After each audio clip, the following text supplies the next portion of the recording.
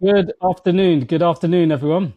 Hope you're keeping well. Welcome back to another live with myself and Lucas Sutherland. Lucas, how you doing again this week?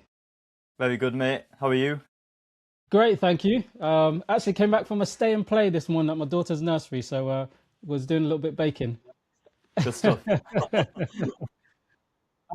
So we have a very special guest with us today, and we will be focusing on someone who has probably been arguably the best and had the most immediate impact in January, which is Antoine Semenyo.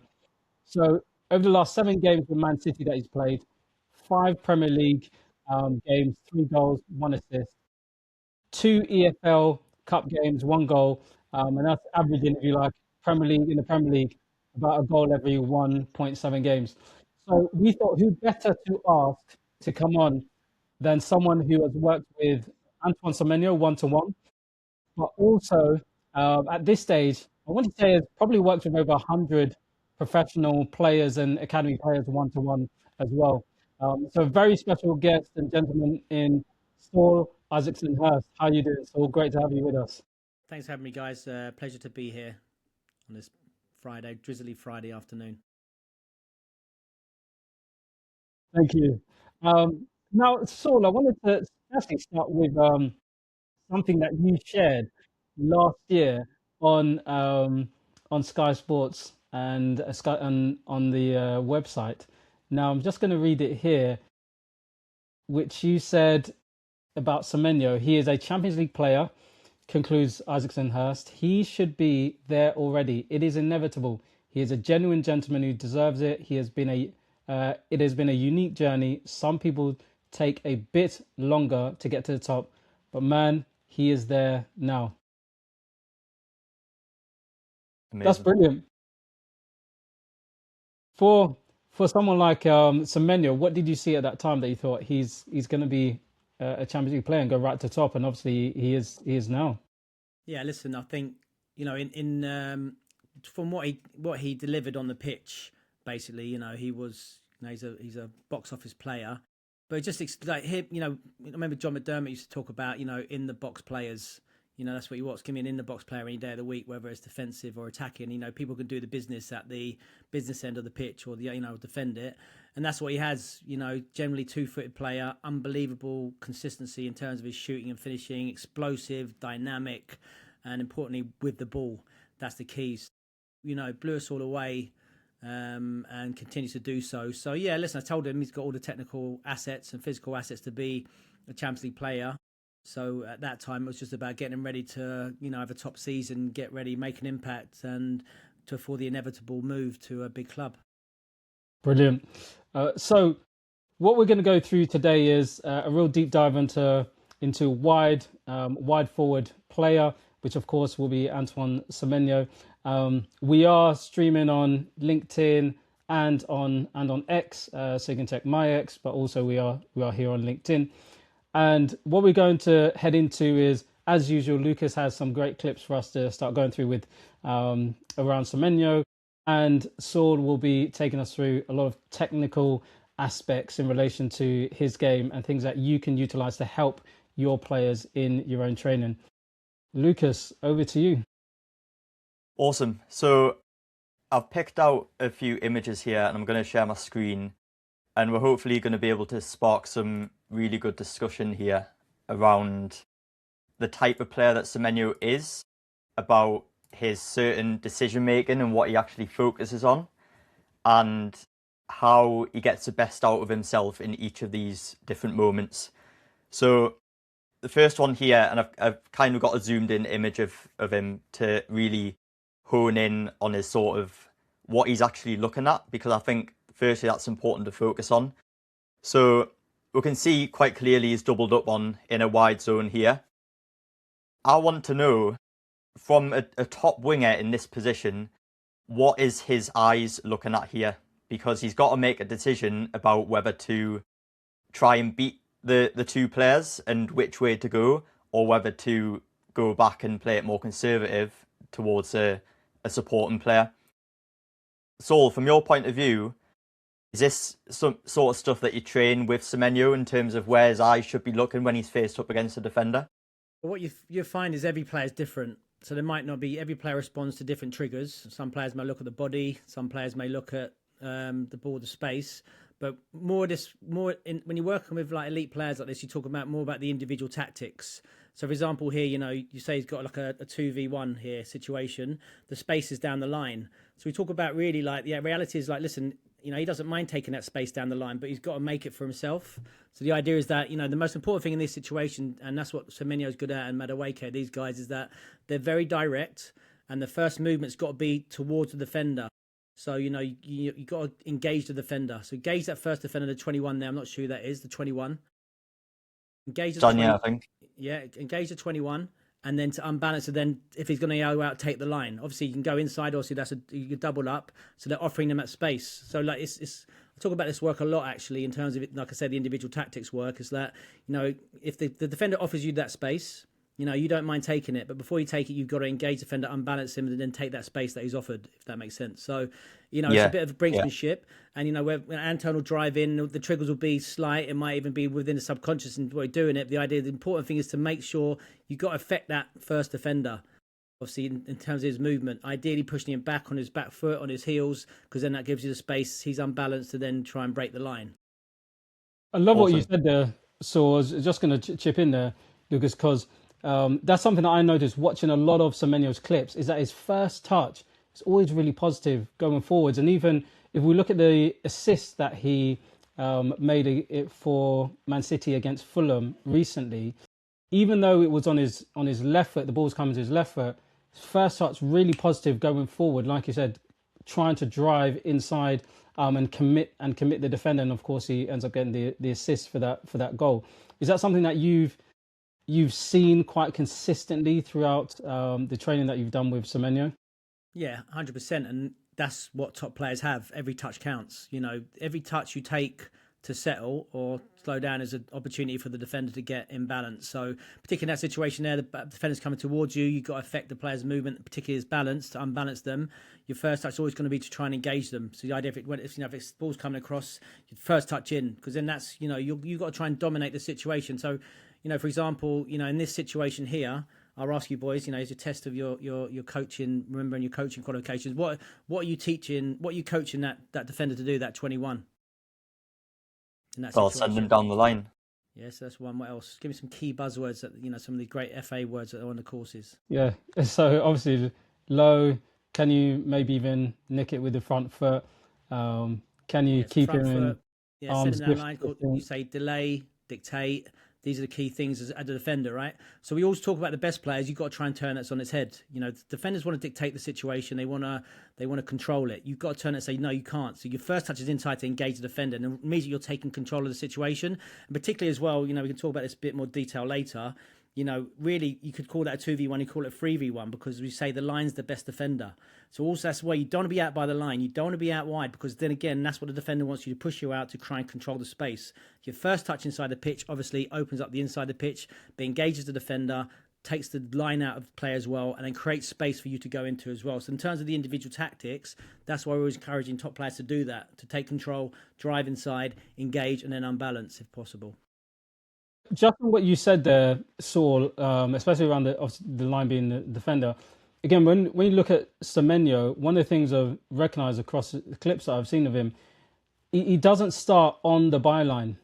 You'd usually see him starting a bit more inside the pitch. Is that something as well that because what you've just said, is that something regularly you talk about when doing training with him? Yeah, well, I think you got to have the tactical flexibility. I think probably Pep wants him to play a bit more in the pockets, come inside a bit, and have that, like he did the other night for City or the other day. So you've got to be able to play wherever those spaces are, and he's such a top elite player because he can go off both sides in terms of left and the right. He can use both feet. He can receive it. He can retain on both sides and he can release on both sides. That's the top elite players he can do. So, but then those patterns or those tactics will be similar wherever they're in there. You still be able to try and, drive in, engage, unbalance, and then break the line. Yeah, and I think space is a really important consideration as well. I'm just going to move it on to a different angle here, because I think as dribblers we can sometimes get drawn into, going into that space too early when you haven't yet baited the defender, kind of got them under your spell, and then you can use the space that you have available. So I think that's a really good point as well. So from a different angle here, obviously we've spoken about how he can go both ways. He's both-footed, but he is more dominant on the right-hand side. And we can see that helps him in this situation because he actually uses his right foot to push the ball. Because if he uses his left foot here, then he's not really generating that momentum and that power to be able to beat the defender. So actually dragging the ball across his body with his right foot here helps that situation. Is that something that he's thinking about as well? I think what you'll find with these guys is that, they interpret each situation as it comes, and they'll be able to deal with it and be, technically flexible within that. So, you've just got to be able to work effectively and quickly within that environment. And there's so many different solutions to that, and the ball's going to be moving around. There's maybe, so you just got to be adaptable, and that comes with the quality of being master of the ball. So of course you're going to think about that. You could say, maybe you should be taking it with your left because then it's safe side. There's lots of things, but the key thing is the same as he's confident here. And the same thing is we talk about the same situation. The space is out wide. Also, that's the easy space to go in because they can keep it on. When he touches the ball, he can use his body to protect and keep it safe side. But again, it's that game of brinksmanship. You've got to engage that defender. If it's just he doesn't want to race, doesn't want a fair race, so I'm going to touch it and run, even though he's going to be quicker. He wants a head start. The head start comes with the engagement, the unbalancing, and then going down. Thank you for your questions. We've got a couple here. So firstly, from Miles, and we do have some thank you for those who did share the asked questions, which we will share later on. Miles here, the goalkeeper coach, he said, can I ask, in terms of a wide forward attacker, what do they look for in terms of the goalkeeper to help beat the goalkeeper? This is so I can help my goalkeepers in my session. I'm guessing I'm working backwards to understand how attackers think to help best support goalkeepers. Well, it's just another 1v1. So the look up will see where the keeper is, and then obviously is the keeper cheating. So for example, if I'm on the edge, the edge of the box in the corner, in the top corner, am I looking up? And the keeper's anticipating me going to the far one. Is he cheating a couple of steps, and then I'm going to shape last minute to whip it on the near side. So the player will be looking consciously and subconsciously at what are the triggers the keeper's giving you. Are they having a couple of steps over? Does their body shape? Are they going a bit early? Are they trying to nick a couple of yards? Then that's really, that's what they're looking for. Obviously, where's the space? Has the space to go near post or far post. Well, that's really the better players are looking for those triggers, those movements from the keeper to then, make that last minute switch. And that's what Antoine's good at. That's what Noni's really good at. That last split second, just to switch it the other way when the keeper's trying to nick a couple of yards. Boom. Last two questions before we move on. Gavin, great to have you on as always. He said, could I ask, when working on individual tactical situations, do you need to account for how an individual fits into a specific team approach with looking to what option they may utilize, or do you take the objective of where they wish to get to and work from that?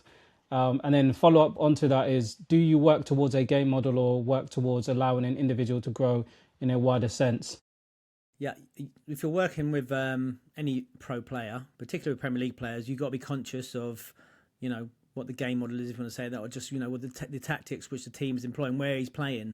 So, for example, when Potter came into Chelsea, Noni Madueke was playing more in the pockets. He wanted to play a bit more centrally. Maresca preferred him playing really out wide. Same with Areola, likes in those lots of transition movements. So you always got the game, in your mind. That's what you're trying to prepare the player for. There's no point in me working on something with the player which is a complete contradiction or is no relevance to what the player's there. You're trying to replicate, what's going to happen in the game, see the pictures, and then prepare for that. So that's everything in that.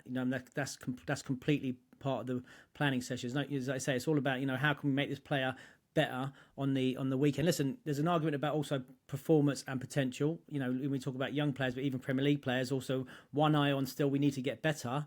But generally, it's about the performance picture. How can we make them more productive on the weekend to get them again, being the standout player? Yeah. Brilliant. And last one. And firstly, Miles said thank you for the answers. So last one from Jake, who said with an overlapping fullback like Kerkez, it makes it defenders nightmares. They have no idea where he's going. Okay, no question there. Sorry, just a comment from Jake. Thank you. Over to you, Lucas. Yeah, cool. And I guess linking to that goalkeeper question from Miles, this image dovetails quite nicely with that because we can see he gets to the byline here. And I think most wingers in this situation would, based on their body shape, be looking to either find this player or looking to miss out this player and find the one on the edge of the box. But I think he uses that to his massive advantage in this situation because it's that unpredictability that he has to his game and it's that deception that he brings where he actually manages to catch the keeper off guard based on his body shape because the keeper doesn't think he's going to do that. How big is that to his game and how does that make him such an effective player? Well, I mean, that's the difference between elite players and non-elite players. You know, the ability with disguise and, you know, tricking your opponent. And that's another one. We talked about that 1v1 earlier. That shaping to go one way, whipping it the other way, unbalancing, you know, that body shape, those little triggers, those little movements, subtleties, which you probably won't see unless you're programmed or trained to see them or you're used to looking for them. Those little movements to then just change that last minute, open up and then whip it. That's everything. And you know, that's at the highest level. You're talking about Champions League players. You know, every game action have these elements of disguise associated with them, really. And I think you know, with the rise of positional play over the last decade or so, that side has kind of been brought away from wingers and more creative players. But I think now we're starting to see a small shift in, you know, we've got more relationism going on between players. We've got more creativity in the final third, and players are being more encouraged to, as you say, change their mind at the last second and do something that the defender isn't expecting as well. Well, listen, it's about, you know, how often do coaches, do you support players into training for these game training moments? You know, I'd probably say very little. You know, how much of the good coaching courses are set out in terms of individual technique or individual tactics? Very little, almost zero. So that's the thing. So, you know, so the irony we have, you know, we celebrate people like Antoine and the great work he does because he's an unbelievable player and he's had an amazing journey. But why aren't we coaching all children, all young players to, you know, these game-changing moments? You know, so that should be part of every single session. It should be what the curriculums are molded around, you know, not an extra. But the situation you're in is that if you got it, well done. If you don't, tough. You know, get in the game, learn it yourself. So this is the current coaching environment we're in, unfortunately. Just in that, so because we had a guest with us last week, Andreas Schumacher, and he said something very similar. He said we have to train for the decisive moments. You can't just be, yes, you're training, but can you train the decisive moment, getting into those areas, having those game changer moments? So just to buttress what you said there, really important. Excellent. So we're going to move on to a different moment then. I picked this one out because it's on the other side, and we've spoken about Semenyo being able to play on both sides. Here's slightly different. We've mentioned his ability to, you know, he wants to get his first touch towards the defender. And then if we move it on slightly here, we can see now he's in that 1v1 situation where the defender again is trying to force him this way. But he uses his deception and the fact that he can go on his left to then cut inside again. So from this perspective, I think, again, a lot of wingers would try to make that movement too early. But I think he's very clever here because even though he's got defensive support now, you've got 1, 2, 3 defenders, he's made that movement inside when these defenders have, you know, gotten back and stopped almost to a dead stop. And now they've got to shift their body positioning again to try and track that movement inside, which I think helps him a lot in this situation because it opens up space for this shot where the defenders aren't in a very good body shape to block it. Have you got any thoughts on that, Saul? So yeah, so if you just clip here, yeah, if that's the defender's out of balance, the defender's showing him too much inside. If you're defending there, you should not be showing Antoine Semenyo the inside of the pitch. He's too square on. Yeah, so that you got to. So already he's almost lost that space. The arrow gun. That's where he wants Semenyo to go. You can't, because the space in the gap. You need to send him outside. So the defender's in a positionally out of balance. So if Antoine already knows he's got half a chance here to get inside. Do you know what I mean? If that defender should be a few yards over, forcing, because there he's not forcing Antoine. He's too straight. He's poor defending. There's no disrespect to anyone, but these guys, and he's also thinking, oh look, because he's going to touch it down the line. He's trying to nick a couple of yards.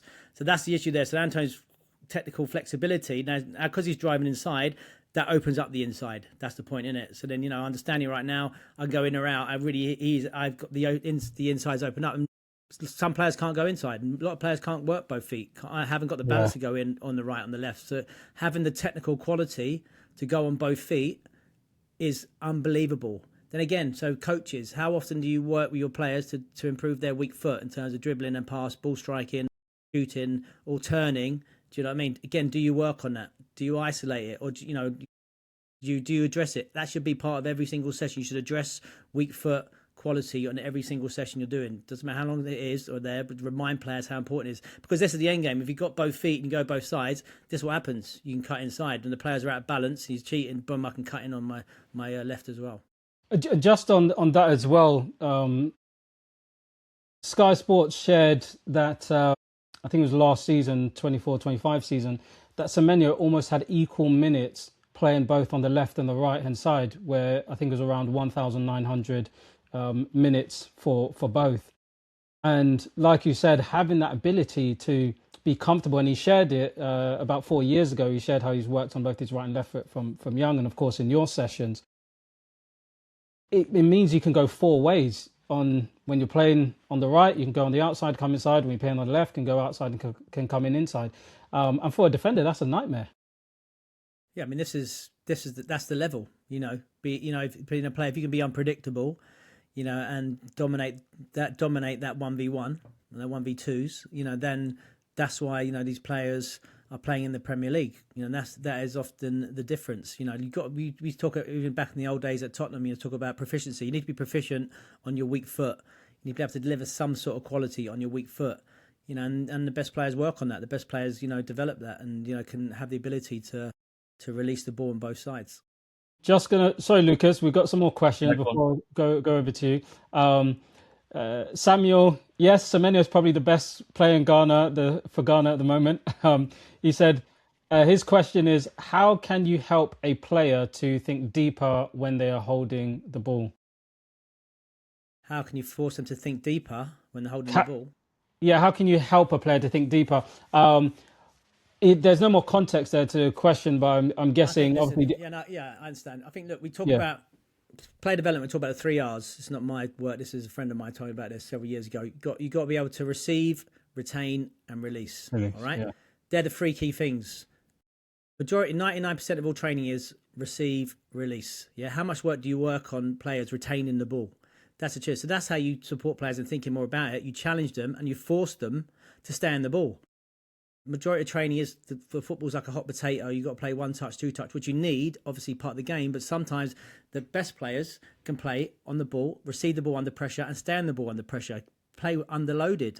These are the qualities. So how much time do we give players again to train these factors? Say, yeah, you know what? I've said this before, it's far too much overloaded practices in youth football, because then it's just, there's always a pass.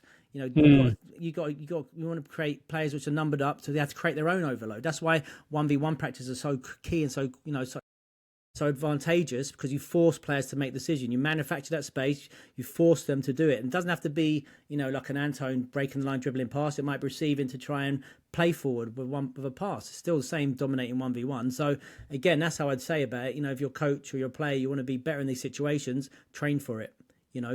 Train for it in the environments that you work in. And last question here from Jake before we move on to you again, Lucas. And this is around performance analysis. How important do you think it is for players to be engaged in individual analysis away from their clubs? Of course, for you, Saul, and maybe Lucas, you want to chip in there. Hello, I think. Listen, it's players want to do more. So there'll be individual analysis. The club maybe they want to do more analysis. I suppose it depends on what they're getting and if it's hitting in hitting the spots which they need. So I think you'd encourage all players to try and reflect and analyse on what they do, and whether they're within the club or without the club. I think it's really important. I think as well from a player perspective, it's a lot of the time they can't see everything that's going on around them. So in order to make the correct decision, it helps just someone else talking you through, right, I've got a video clip here, I'm going to freeze it here. What do you see? What are some of the decisions that you could make? What is maybe your best choice here? What happens if this happens? I think they're questions that players need to ask themselves more of to be able to create a better player who's a better critical thinker as well in those moments. So yeah, I don't think players get enough of that at clubs, because clubs are more targeted towards the team level and trying to get wins. So that's just my opinion. I mean, when I was doing the stuff at Arsenal with the consultancy, then I chat to Carlos Cuerto quite a lot. So he, when he was Arsenal's individual development coach, but he's very much analyst based. So the Arsenal first team guys have IDPs.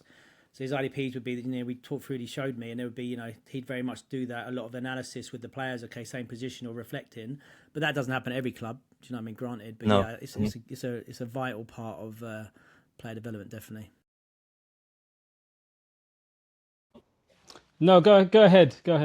Perfect. Right. So he ends up getting the shot away. Now, another little bit of deception again that he's shown is, again, most players would probably go for a post against the keeper based on his positioning, but he actually flat foots a goalkeeper and means that he can't dive to get across to the ball when he puts it near post.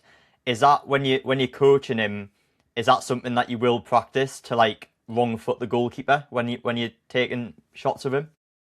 He does that. That's part of his natural, Arsenal anyway. That's what he does. At his level, he's always looking for those, like I say, those triggers. What's going to give him? Where's the keeper? Is he, and those little sightless guys, that body shape to send him one way, go the other. That's a given with these guys. Do you know what I mean? It's not something I have to tell them, because they have that in their locker already.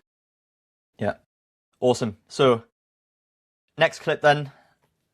Final couple of images actually. Talking about shot selection. Now, in this image here, we can see he's quite clearly one-on-one with the goalkeeper. He's going to get a shot away. Again, I think most players would try to place it for a corner where the space is and based on the keeper's positioning. But in this moment, he actually decides to go for power. And it's not directly in the corner, but he's got enough power on that shot to beat the goalkeeper. Is that, again, part of his decision-making process? Is that something that he needs to think about shot selection-wise and when he might use the correct shot type? Yeah, I mean, yeah, 100%. I mean, you talk conventionally, on the coach called Hey Coach, you say go across the keeper there and go across. But I mean, I remember actually, this was pre-COVID when I started working with Reece Nelson, and he was, and he said Arteta in that exact area, he says he loves that near post, that top one. You see a lot of Arsenal players, Saka do those finish, a lot of those players doing that as well. So it's a relatively new, trend you see with players, and they'll see, these other players having that near post, that one, we rip it up in the top bin in the corner there. Great shot there. You can see the power. Like we talk about technique in terms of takeoff and landing, and he's in the air with both feet and landing on his kicking foot to create optimum power.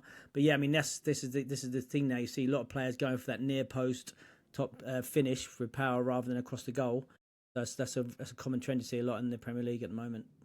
And that's another big attribute to his power on his shooting. And I think if you give Semenyo too much space, especially on the edge of the box, he can hurt you, even though defenders aren't expecting it and the keeper isn't expecting it. So I don't think there's a better ball striker in the Prem at the moment.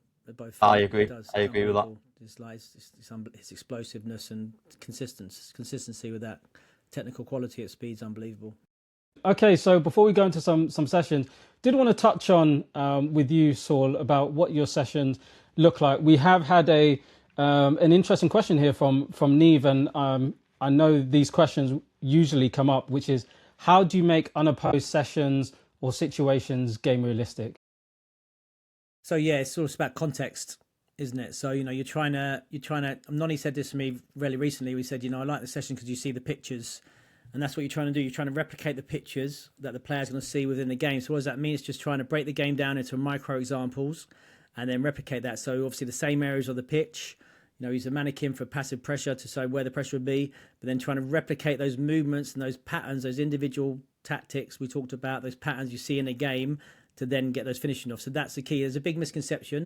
And then, people throw around the things about, there's no context. These players see it, and these players, I can show you in a bit. We see goals from training in the game. That's what they see. They see that relation, and it's not just think about this because they feel more confident. It's that you're training the technique and the skill for the game situation. So to answer your question, I say you've got to break down your practices so the player sees the game within the practice, and that's within the orientation of the pitch, of the penalty box, those areas, and that where the shots are going to come from, basically. Intensity is really important, speed, equality, if you're working with no opposition. But the decision-making is there because the decision-making is how I deal with the ball. I'm moving quickly, I'm moving at full pace, I've got to deal with the ball, I've got to get my head up, see the keeper, see the triggers, see the movement, bang, where the finish is going. So there's lots of decision-making going on. There might be more decision in a game, but we talk about quality over quantity, trying to break it down to support the players into those game actions.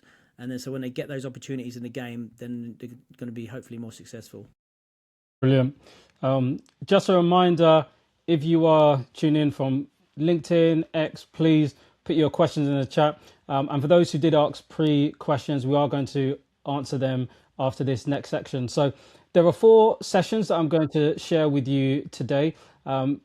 Purely the reason is because I know that everyone has a slightly different context by which they work. And they are all focused around wide play. So if I just share my screen here, I'm going to share the first practice, which is the largest practice that I'll share. So this practice is a 7v7. As you can see here, cornered off in early on in the practice here. So near where the attackers. Obviously, the attackers here in red, they're shooting that way. I'm just cornered off here. So it's encouraging the attacking team to, one, focus on the wider areas. And that will, of course, encourage a bit more of that wide play, will encourage more of the wide forward or attacker to go against their fullback. Now, some things to be aware of. So, for example, here, you might want to look at relationships. So it might be relationships, of course, between your whether it be number 7, number 11, and your number 10. So looking here, for example, receiving maybe a 1-2, can they receive in behind the fullback? And then here, a little bit more, don't say complex, but with now 4 players involved where you're looking at your maybe a 10 in array or 2 10s, for example, who you may have your number 9, and then of course the number 11 here. So again, looking at combinations and how to release that wide player into maybe an opportunity in the box, or for them to receive and then be able to attack the fullback. Any thoughts here, gents, just before we move on?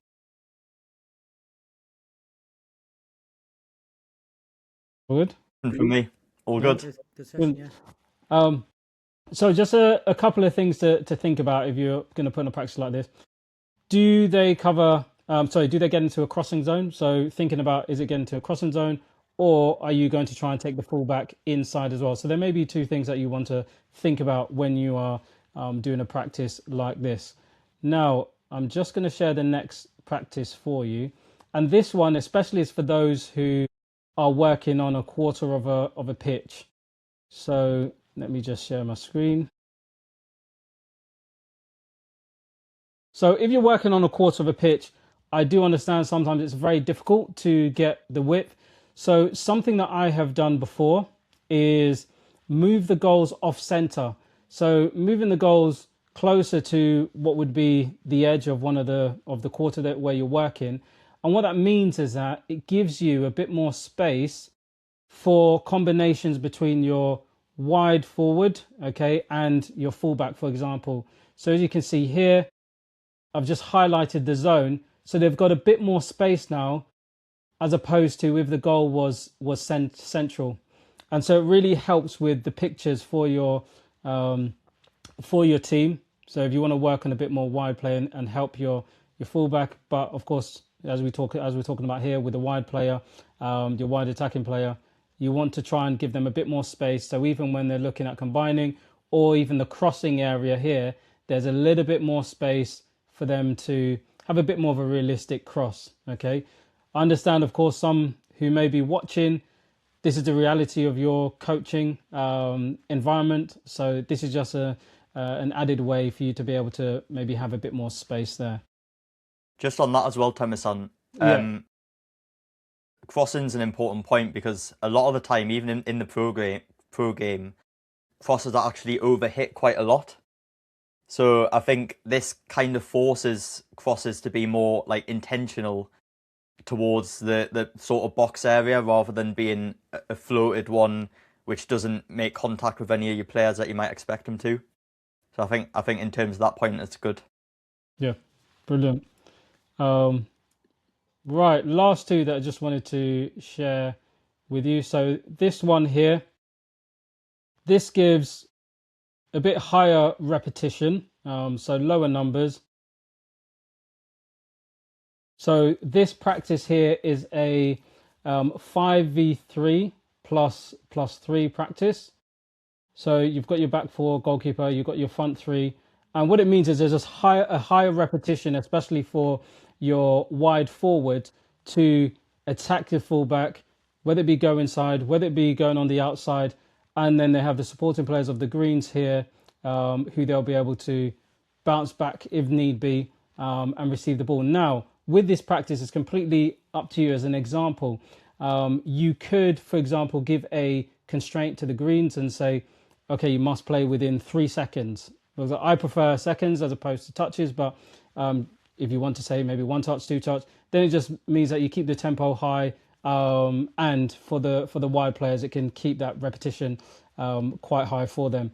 Also, the reason why the mini goals are where they are, if we're thinking about from a defensive perspective, as soon as they lose possession of the ball, one of your defensive focuses might be, can we close the center, for example, so nothing through, and this would help them as a reference point to think about how can we close the center. And then for the Blues, they're trying to penetrate through centrally there. Okay. And then the last practice, let me just share here. Last practice we have is a bit more of a 1v1. So as Saul mentioned earlier about the importance around 1v1 practices and retaining the ball, this one also has the option of 2 supporting players as well. So as you can see here, and this is a practice that I've done regularly, whether it be in academies or worked with older age groups, 16, 17, 19, or even 11, 12-year-olds.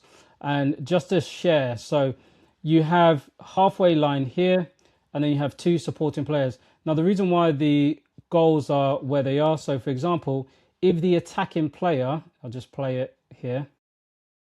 If the attacking player is able to, of course, pass the defending player, then you're looking at simulating either a cross here, or for them to maybe play a pass forward. For example, it might be a deep line number 10 who's making a run inside, and they're looking at sliding the pass inside here. But then they've also got the supporting player in terms of fullback on the wide area here, and then of course essential midfielder here as well. So it gives a bit of a reference point. Now, again, completely up to you in terms of how you would, if you'd want to use this type of practice. What I would sometimes say is you have to score past the halfway line. That would of course encourage a bit more of a high press as well from the defender. Or you could potentially say if they manage to score from their own half, then immediately the game finishes, they stay on. So that would still encourage the defender to get up and press as well. So that's sort of a 1v1 plus 2 practice, to give you an idea of something else that you could utilize for development of your wide forward play. And those are the 4 sessions. Great to be able to get through them this week.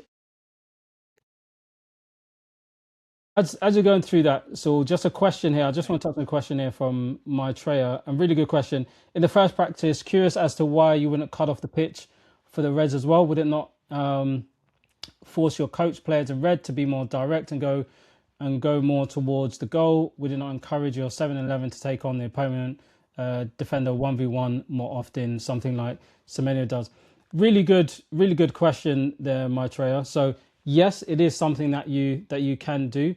The reason for that practice why I didn't is because I also wanted the space for them to be able to have an angle for cross and go on the outside as well. So if they wanted to go on the outside with a little bit more space and like knock the ball 5 yards straight and then cut across, then they could. Otherwise, it'd immediately almost have to come in diagonally. So that's the reason why I had that there. Also, for example, if there was a deep run from the number 10 to be able to run in between the fullback and the centre back, then it would also give them space to then come inside as well. So that was the thinking.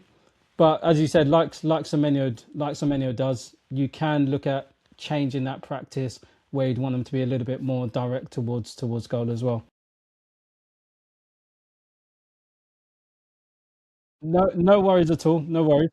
Um, so we do have quite a few questions here, and I just want to go firstly to some of the pre-asked questions that were submitted. How do you align what the player feels they need with the club IDP, and also what you personally see that they need from the work that you do with them? Now, of course, you mentioned already, Saul, that working with players like Semenyo and Madueke, they already have an understanding of what they do need. But I know you also work with some younger players as well, who are coming through the academy. How do you marry that together? Yeah, it's the skill of the coach. Obviously, it's not a linear process. Another buzzword, it's understanding, what the player brings something to the table. The club obviously has their opinion, and obviously I have my opinion as well. So how we can all add value. Again, I suppose you talk about performance and potential.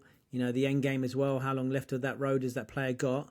But I think as a coach, you're always conscious of how can we make that player better, in the game for their club, but also then what's the long-term vision? What's going to make them a professional footballer or Champions League player, if you like? Brilliant. Michael's asked a question around the defensive point of view. What would you advise, good question, defenders when coming up against Semenyo? Run.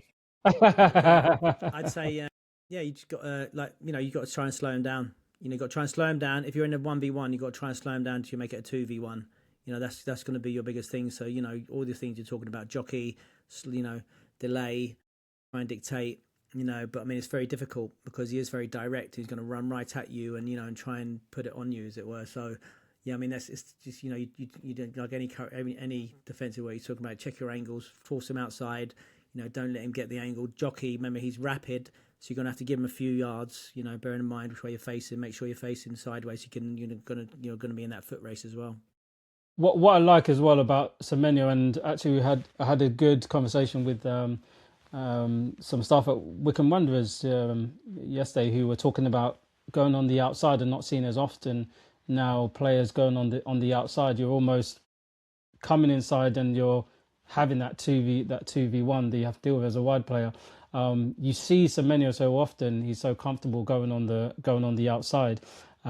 I think it's really critical going forwards in the game now.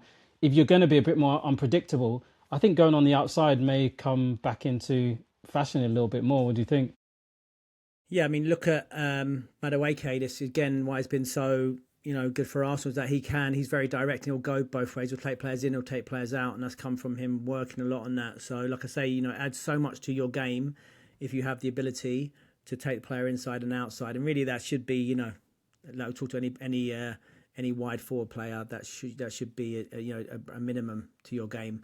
Can you drive inside? Can you drive outside? Have you got the technical proficiency to release the ball on both sides? Have you got the ability to unbalance and go both ways and see the space? Because then that keeps defenders thinking, keeps defenders on their toes, literally. So we've got a couple more questions here. Jonathan has said, how often do you work on finishing shooting drills in the final third?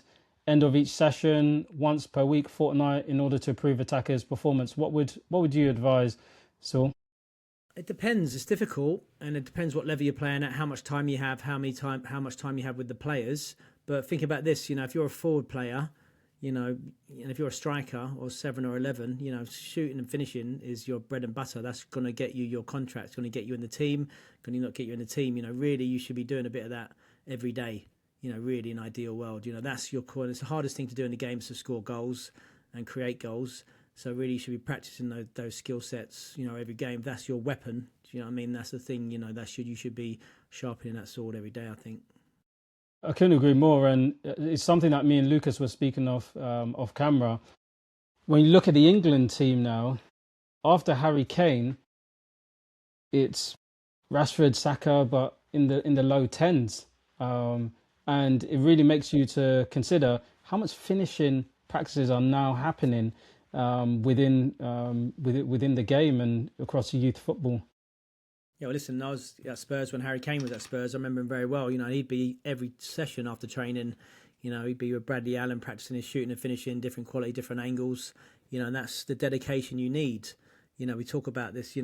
Players who want to go pro or play at a high level. You got to put in the extra work. You got to put in the technical work to refine your game. If you don't, then really you've got no chance to play at a high level. And that's what these guys have. They have that obsession with building that relationship and mastering the ball.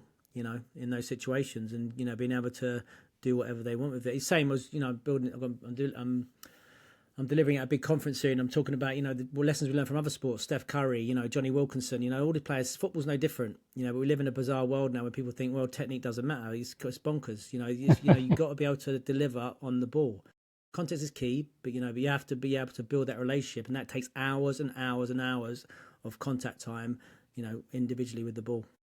You made a great point there, especially with Steph Curry. I think I heard he said he's taken 2 million shots in his life, and he's only scored like 0.01% of them. But that's what's made him who he is. And I do agree with you that I think at times the individual technical aspect is starting to become quite negative amongst the coaching community, having a negative name. But as I always say, if a player can't pass the ball, putting them in a game situation is not going to be able to make them pass the ball any better necessarily.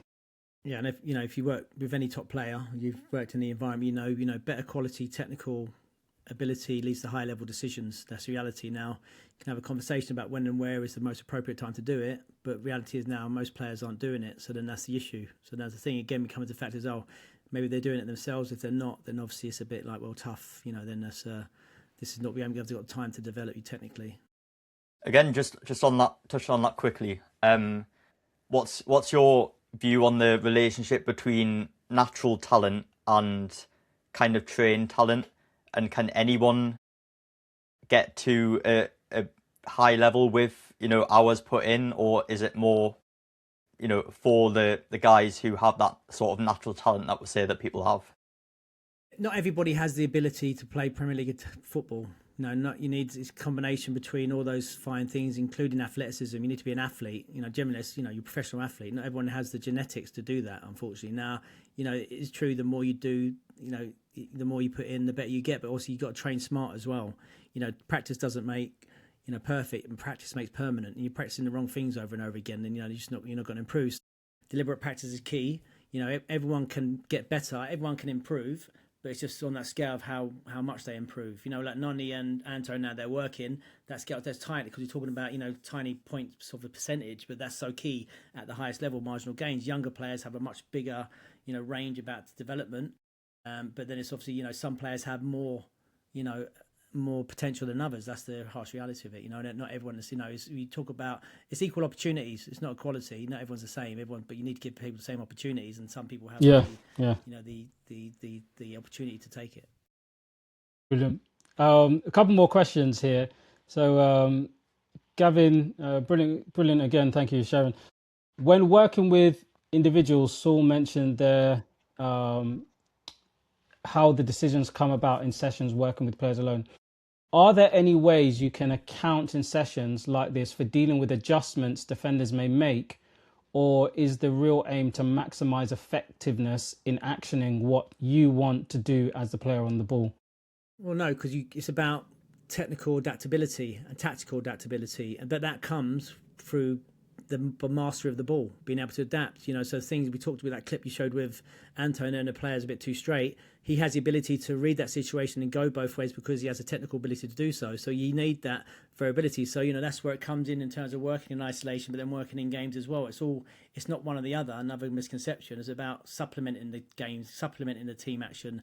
But you can't. You're only good enough to do that if you have that technical quality to make those decisions and that ability to act on them. If you haven't practiced them and trained all the time and have that mastery of the ball, you can't do that. So that's where it comes in. And also just say, like, listen, there's individual development. It's not just me and one player. It's me working with a whole team of players or me group players. A lot of my work, I do consultancy in academy football. I've done stuff with Arsenal. I'm doing stuff with Brighton this season, Red Bulls and Aston Villa this year as well. Like, I'm supporting clubs and coaching to work in individual development outcomes in a team environment, in group sessions. So same ideas, same principles. We're trying to break down those individual tactics, those individual actions, and then coach them within the group. And how do we do that? Obviously, it's working smart. One ball each, one ball between two, one ball between four.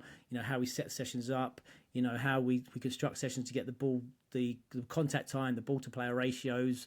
That ball rolling time, and we get in those individual outcomes. We need to go back to a skill-based curriculum, a skill-based structure. Which we've gone away from, I think, a little bit with this emphasis on everything in a game, I think.